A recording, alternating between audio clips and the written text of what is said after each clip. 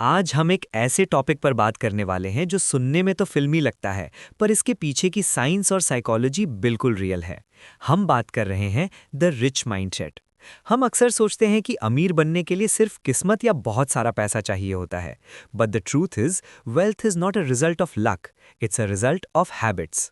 Growth mindset versus fixed mindset. सबसे पहले समझते हैं कि फर्क कहाँ आता है। एक फिक्स्ड माइंडसेट वाला इंसान सोचेगा मेरे पास पैसा नहीं है क्योंकि मेरी किस्मत खराब है। लेकिन एक रिच माइंडसेट वाला सोचेगा मेरे पास अभी पैसा नहीं है, पर मैं ऐसा क्या सीखूं यानी स्किल जिससे मैं वैल्यू क्रिएट कर सकूं। Poor mindset focuses on spending and entertainment. Rich mindset focuses on learning and investing. अगर पैसा सिर्फ लक से मिलता होता तो मेहनत करने वाले लोग सबसे गरीब नहीं होते। The power of delayed gratification. Rich mindset की सबसे बड़ी हैबिट है सब्र यानी पेशेंस। आजकल हमें सब कुछ इंस्टेंट चाहिए, इंस्टेंट नूडल्स, इंस्टेंट लाइक्स और इंस्टेंट सक्सेस। लेकिन अमीर लोग डिलेड ग्रेटिफिकेशन में बिलीव करते हैं।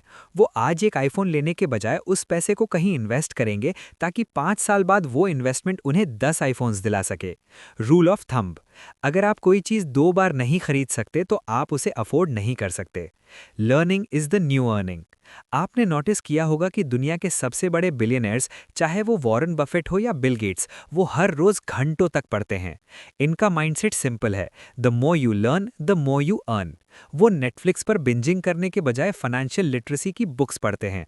वो गॉसिप्स के बजाय आइडियाज डिस्कस करते हैं। जो आप रोज करते हो वही डिसाइड करता है कि आप रिच बनोगे या सिर्फ सपने देखते रहोगे। How habits attract unexpected wealth. जब आपकी डेली हैबिट्स चेंज होती हैं तो अनएक्सपेक्टेड वेल्थ के दरवाजे खुलने लगते हैं। कैसे? नेटवर्किंग। जब आप सीखते हो, आप ऐसे लोगों से मिलते हो जो एम्बिशियस हैं, अपॉर्चुनिटी वहीं से आती है। Calculated risks. जब आपके पास नॉलेज होती है आप डरते नहीं हो, आप सही वक्त पर सही जगह इन्वेस्ट करते हो। कंसिस्टेंसी।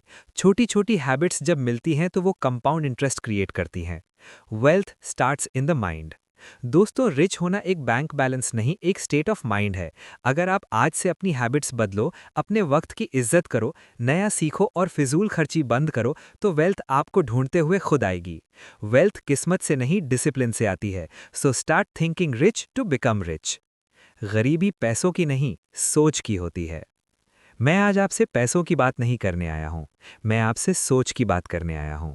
क्योंकि सच ये है, पैसा पहले पॉकेट में नहीं, दिमाग में आता है। हम अक्सर सोचते हैं कि रिच लोग अलग होते हैं, उनके पास कनेक्शंस होते हैं, लक होता है, टाइमिंग होती है।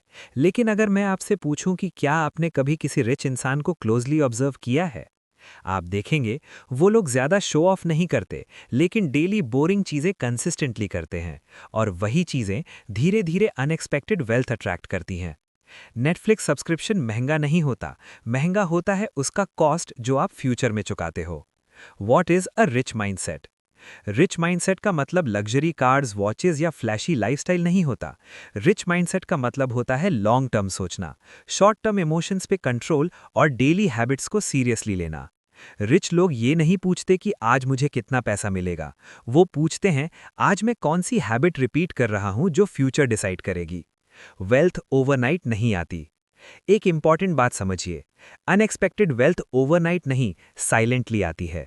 जब आप रोज अपना काम थोड़ा बेटर करते हो, पैसे को रिस्पेक्ट से हैंडल करते हो, डिसीजंस क्लियर रखते हो, तो पैसा नॉइस के साथ नहीं, प्रोसेस के साथ आता है। जो सब कुछ जल्दी चाहता है वो ज्यादा देर तक कुछ नहीं बचा पाता। Science behind rich habits. Psychology कहता है what you repeatedly do your brain starts believing is your identity. अगर आप रोज डिसिप्लिन फॉलो करते हो, ब्रेन बोलता है मैं रिस्पॉन्सिबल हूं, और जब आइडेंटिटी चेंज होती है रिजल्ट्स ऑटोमेटिकली फॉलो करते हैं। इसीलिए रिच माइंडसेट मोटिवेशन पे डिपेंड नहीं करता, वो रूटीन पे डिपेंड करता है। First example, the salary trap. सोचिए एक इंसान जो हर मंथ सैलरी पाता है, same income same job.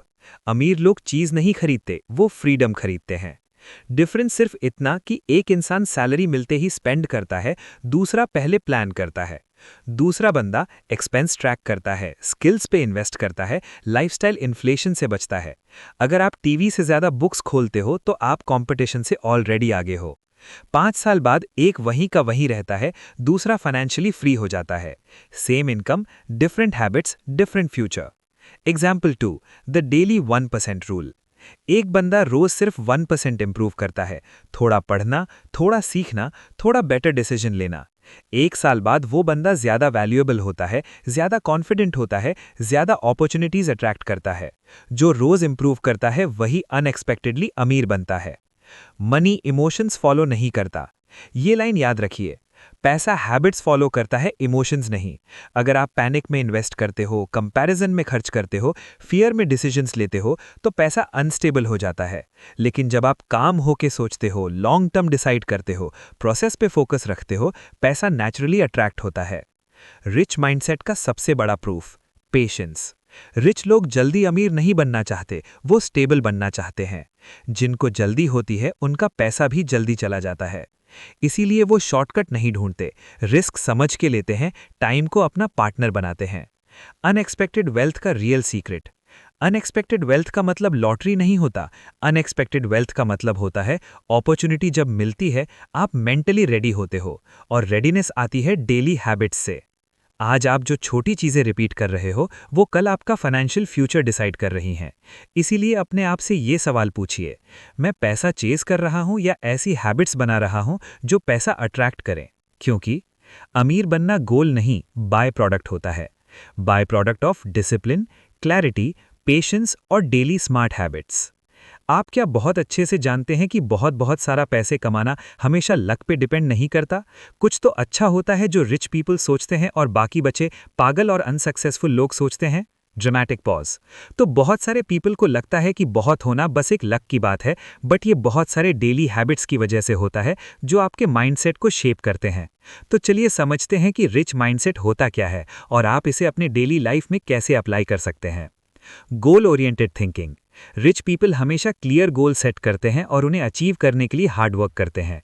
For example, Elon Musk ने टेस्ला और स्पेसएक्स को क्रिएट करने से पहले ही डिसाइड कर लिया था कि ये है जो वो करना चाहता है। Continuous learning. रिच पीपल हमेशा सीखते रहते हैं, न्यू स्किल्स एक्वायर करते हैं और अपने नॉलेज को अपडेट करते रहते हैं। Quote, learning is a treasure that will follow its owner everywhere. Risk taking ability. Rich people risk लेने से घबराते नहीं हैं और यही उन्हें बहुत सारे लोगों से अलग करता है। फॉर एग्जाम्पल, जेफ बेजोस ने अमेज़न को स्टार्ट करते वक्त रिस्क लिया था और आज वो दुनिया के सबसे बहुत आदमी हैं।